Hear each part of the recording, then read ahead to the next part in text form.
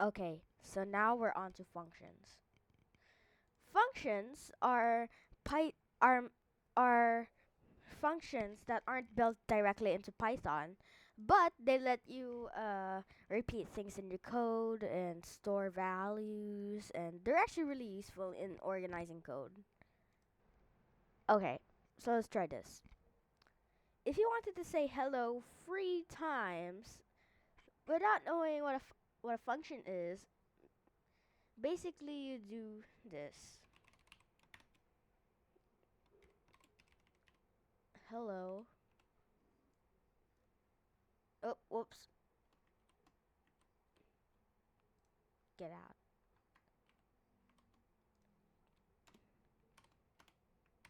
Just do that. Now, what really is a function?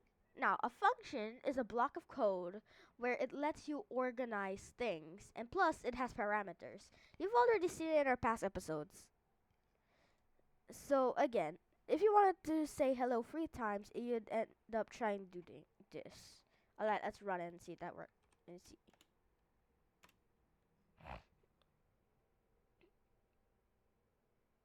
Hello, hello, hello. But, if you made a function, you've just done this. Hold on, hold on.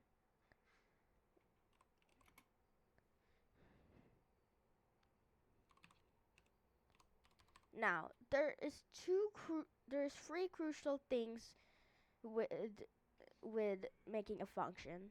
Number one, the def keyword. This is short for define. Next, the name of the function. It can only start with an underscore or a small letter. If you try capital letter, then the whole thing breaks. Then finally, you get the parentheses or the parameters.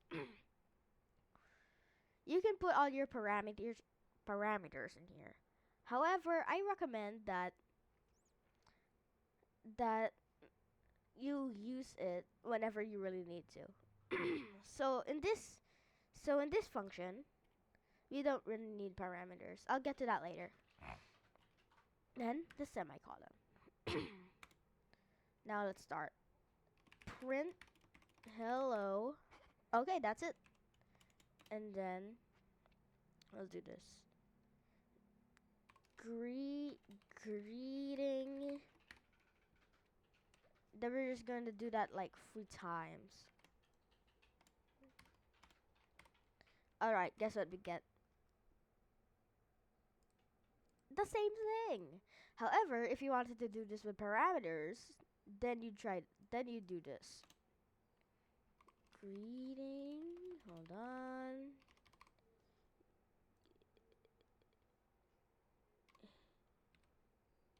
Hello. Hello.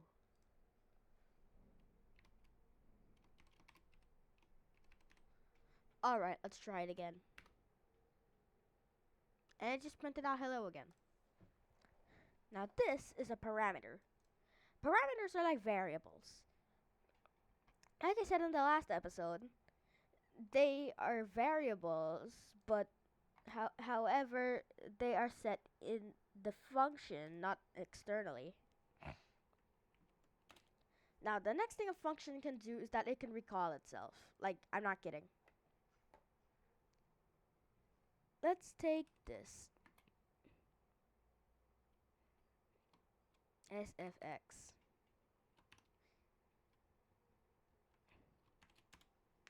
Then let's do print bang boom, something like that. And then let's call it again. SFX. Alright, guess what happens? 3, 2, 1. It didn't happen. Literally. However, if I did it out externally, oh, and I think we're dead. Whoops. I think we made an infinite loop. Yeah, I think we did. Busted.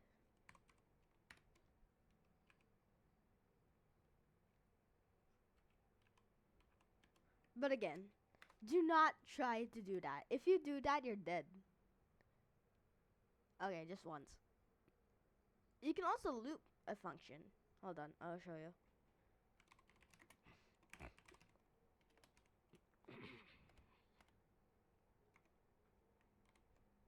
Oh, whoops.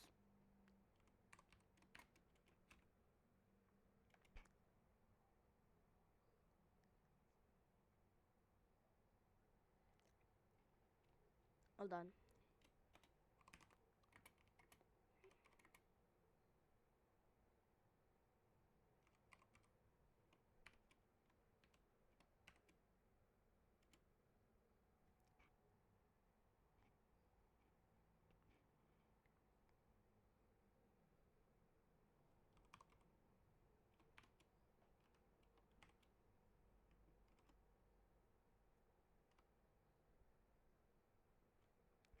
And yeah, it's dead. However, it did something like this. Type error.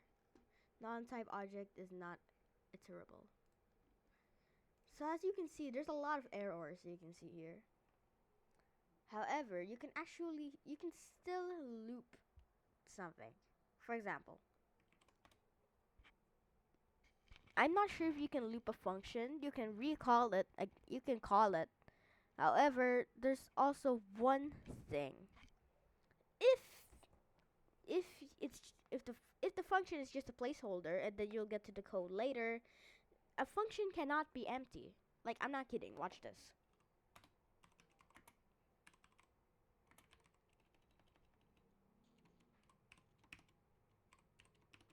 Go, go, go. Whoops.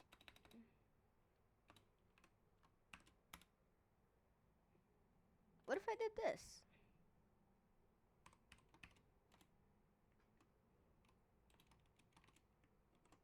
Guess what happened? See? It's an indentation error. The problem is there's nothing here, man.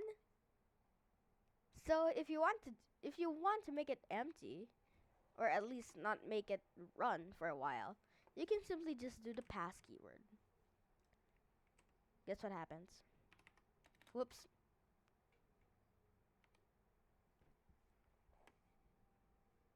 See, it didn't do anything, but it didn't break either.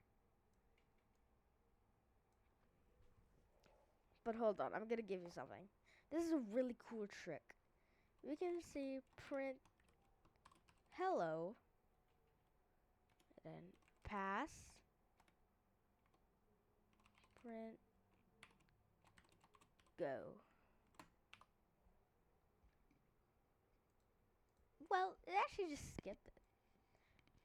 This is because it can only be at the end. However, at least it didn't break.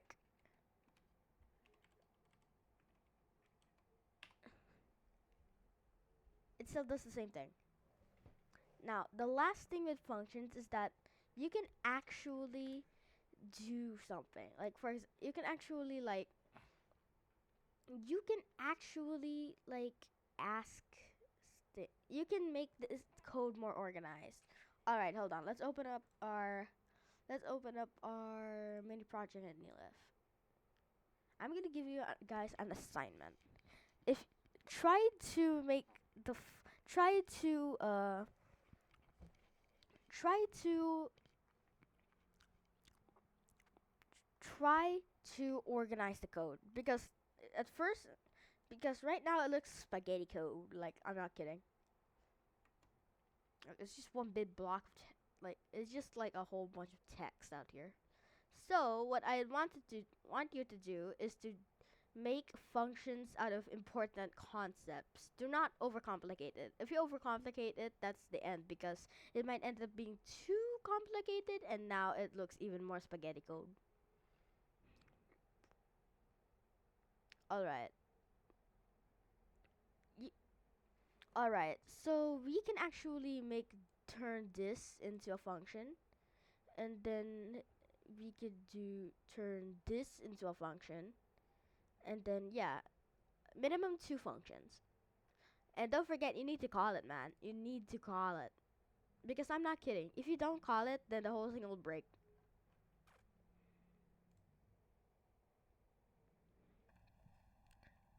Now, let's get to functions again. Oh wait, parameters. Alright, so a parameter, like I said, is a variable. However, there's some cool things with parameters that you can do. For example,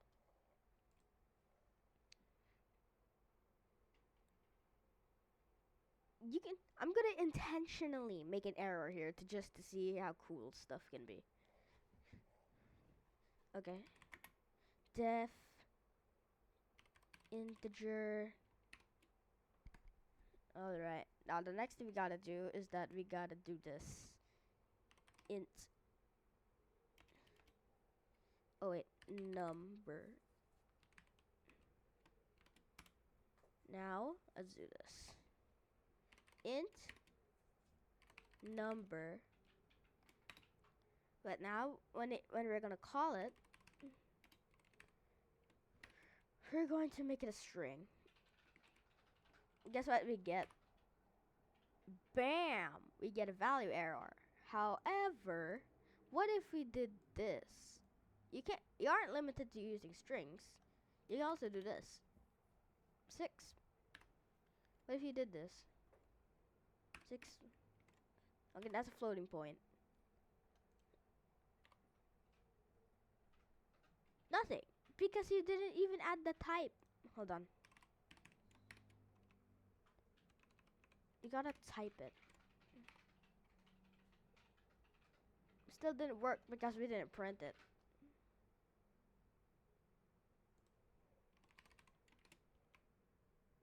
But what if we did print it? Guess what we get? Class non-type. Well, that's probably because this is not it's referring to the integer. I mean, it's referring to the function, not the number. However, what if you try to type this? However, what you can do is this. Hold on, I'm gonna show you. Then let's print it out. Integer. Alright, bust. Okay, it's gone. And you know what? This is a type error. Because you needed an argument. 6.0. Alright, let's try it again. None. Because it's still referring to this, man. How? So this means you can't do this in a function. While it doesn't break, it just keeps outputting none. However, if I did this, hold on. Type int 56 5.6.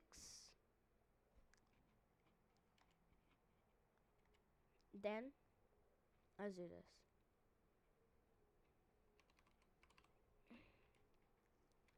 Oh wait, hold on. You gotta do it in one line. There's no variable. 3, 2, 1. What do we get? Class int. However, if I remove this, bam, 5. Why did it round down? Well, that is unknown.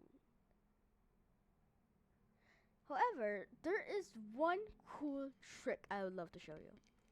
So basically, there's this one time where I was experimenting, and then the next thing that happened was that when I tried tried rounding up, but instead it rounded down. Why? Well, here's the kicker. That's because Python does this weird algorithm, which means it takes the next even neighbor, next neighbor that is an even number. So if I tried something like this, hold on, and result, then we do -7 to print results. What did we get? Let's go. 4. And that is actually kind of surprising. Because you're literally supposed to, why did it round up? Well, the thing is, it's actually, this is an example of Python choosing the next neighbor. So basically, if you did this, it'd do this. Hold on. This is for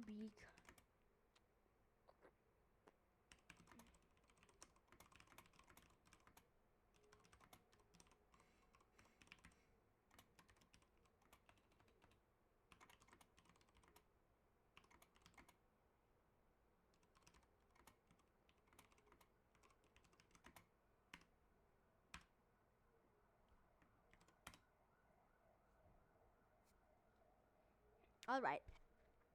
The next thing we got to learn about functions is that they can't be, they can't like, they can't literally do things incorrectly. So for example, if you want to make an error, well, that's sure you can make an error out of it. However, there is one thing that actually makes a function not reachable, and that is return. What? A return statement? Hold on, I'll show you. So what if we did this? Return. Also, you can't make it like this. Ret. Much better. You can. I'm pretty sure you can also make a function out of a function. Hold on, I'm just gonna show you. Oh, you can, man. You can. You can, man. You can. And see, I just made it unreachable, man. See, it's like blurred. So that means it's gone. What if I tried this?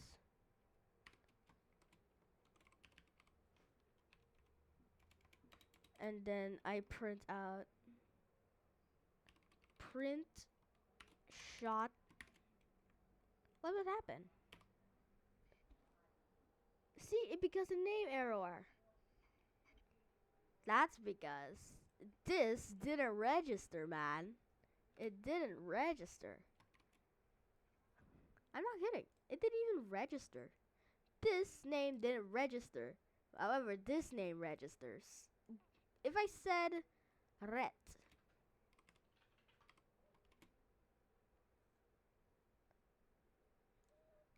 hold on, and then we'll put a return. See, this makes the code unreachable because Python automatically stops at a return function. Hold on, I'm gonna show you. Whoops. Bam. Lol. However, what if I did this? Let's try shot. Nothing happened because this is still unreachable. Alright, that's the end of our video.